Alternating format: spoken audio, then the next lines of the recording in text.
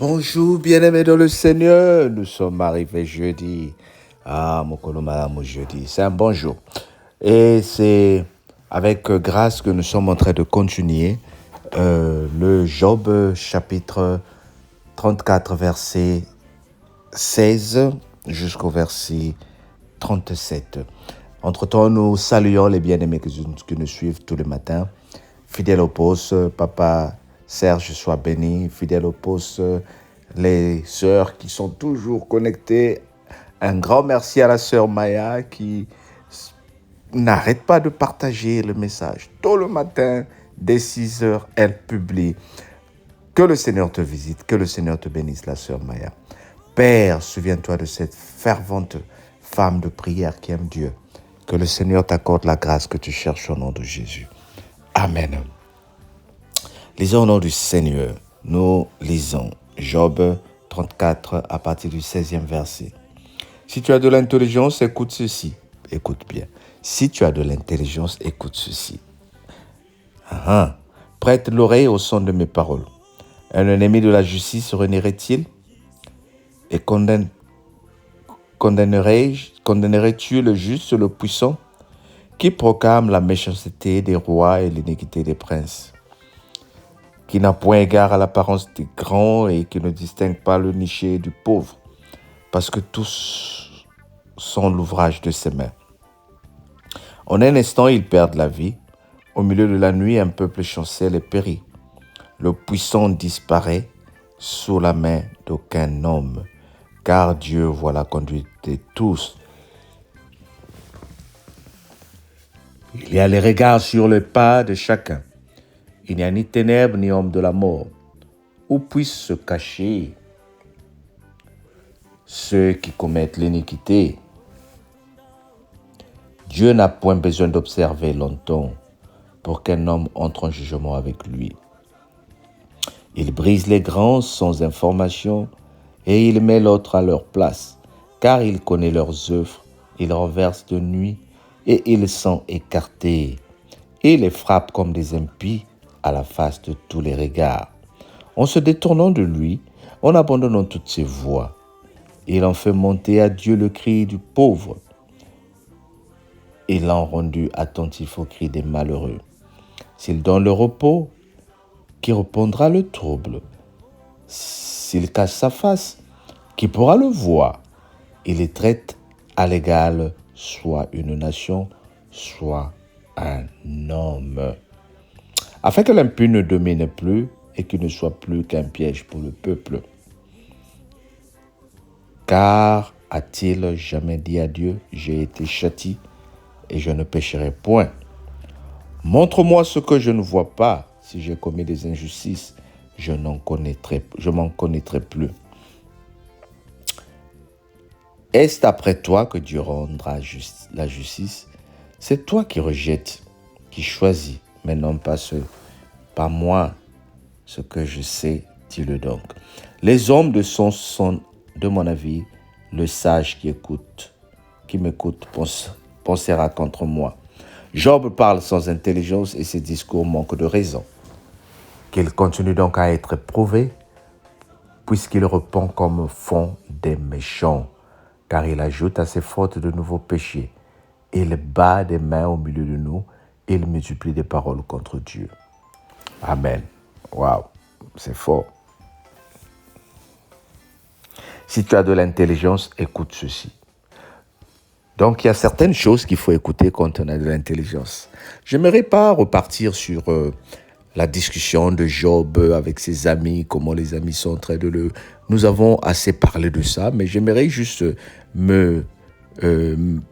m'appuyer ou m'installer sur ce verset-là. Si tu as de l'intelligence, écoute ceci, le verset 16.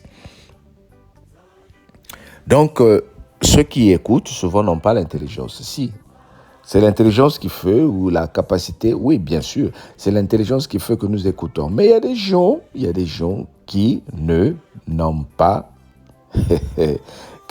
de l'intelligence. Et c'est ce que la Bible nous dit ici. L'intelligence, c'est comme la sagesse, c'est pas donné à tout le monde. Tu peux écouter les gens parler, alors qu'est-ce que ça veut dire? Aujourd'hui, par exemple, tu peux arrêter, être dans un milieu où il y a deux Italiens qui sont en train de parler. Et tu ne comprendras pas, toi qui es francophone, de quoi ils parlent. Tu n'es pas bête, mais tu n'as pas l'intelligence de comprendre la langue italienne. Est-ce que tu me comprends? Mais il peut se trouver qu'il y a quelqu'un qui est intelligent, qui a fait des cours d'italien et qui comprend ce qu'ils disent. Nous comprenons. Donc, la Bible dit ici, si tu as de l'intelligence, écoute ceci, c'est-à-dire la capacité d'avoir accumulé une certaine sagesse pour comprendre le message. Et avec Dieu, c'est la même chose, bien-aimé.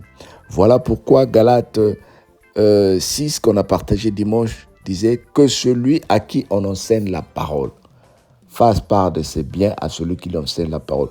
Donc, il faut que toi, tu reçoives de l'intelligence en écoutant la parole à travers quelqu'un qui t'enseigne à l'église, à la cellule. Voilà pourquoi nous devons les honorer, les hommes de Dieu. Ceux qui sont à plein temps, nous devons leur offrir un salaire. Ceux qui sont des volontaires, de temps en temps, nous devons les bénir avec le peu que tu as. Un petit cadeau, un petit geste, comme ceux aussi à qui on donne la possibilité aussi de partager avec les autres. Alors revenons à l'intelligence. Cette intelligence, on la prend en fonction des études, en fonction des enseignements. Ça fait peut-être 1 mois ou 3 mois, 2 mois depuis qu'on a commencé le livre de Job. Moi-même, je l'ai lu plusieurs fois, mais maintenant que je suis en train de faire des enseignements, la dimension de la compréhension n'est pas la même. Est-ce que tu comprends? La dimension n'est pas la même. Voilà pourquoi je suis en train d'accumuler autre chose. Je suis en train d'avancer vers un autre niveau. Et c'est ce que je veux que toi aussi et moi nous ayons. L'intelligence d'interpréter les Écritures. L'intelligence de comprendre la parole de Dieu. L'intelligence de mettre la parole de Dieu en pratique. Et tout cela ne peut que venir par l'Esprit. La Bible dit au verset 14, « Quand je m'en irai, je vous enverrai, au verset 14 de Jean 14, pardon, « Quand je m'en irai, je vous enverrai le consolateur, l'Esprit qui vous apprendra à intercéder, qui vous apprendra à comprendre les choses. » Et nous avons vu dans Acte 2, quand l'Esprit est tombé, les apôtres ont été équipés, animés d'un esprit qui a fait que ce jour-là, il y a eu 3000 personnes qui se sont repenties. L'intelligence. As-tu l'intelligence, bien-aimé, d'impacter la vie des autres? As-tu l'intelligence d'impacter ta vie à toi-même? Si pas encore, je t'encourage à commencer à chercher l'intelligence. Par des voies de la prière, par des voies d'humilité. Par des voies d'humilité, c'est-à-dire en cherchant, en posant des questions. Nous avons une fervente sœur dans notre cellule à qui on a confié une situation difficile. Je prends cet exemple-là. Et cette sœur est venue, elle m'a laissé un message, elle a dit, « Papa, elle regarde cette situation. Cette situation, elle est forte. Papa, laisse à toi de la gérer. » Mais il suffit seulement de recadrer cette sœur, de lui donner certaines directives. Elle était fièrement à mesure de résoudre ce problème. Et je suis fier de toi. Que le Seigneur te bénisse, maman Laure. Que le Seigneur t'accorde encore la grâce que tu désires. Vous voyez, parce que elle a eu cette humilité de partir vers papa, de dire, voilà ce qu'on m'a posé comme problème. Que dois-je faire? Et papa lui a dit, fais ça, fais ça, fais ça. Tout ce que je lui ai dit, c'est des choses qu'elle connaissait. Mais il a fallu quelqu'un pour la rassurer. Oh bien-aimé, dans l'enseignement, il y a certaines choses que tu connais déjà. Il faut juste quelqu'un pour te rassurer, pour te dire, il faut laver les mains avant de manger, tu risques d'être malade.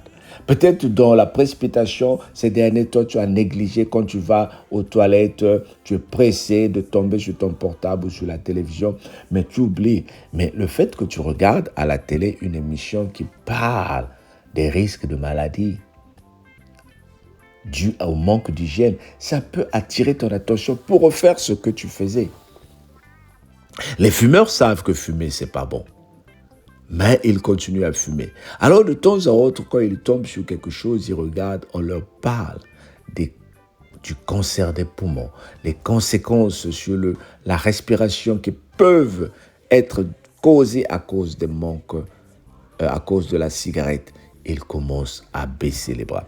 Donc souvent, l'intelligence, c'est juste rappeler aux autres ce qu'ils connaissent en leur donnant des exemples, en leur donnant des conséquences, en leur montrant des conséquences, en leur connectant, en faisant de telle façon qu'ils soient connectés à la parole de Dieu, à la parole.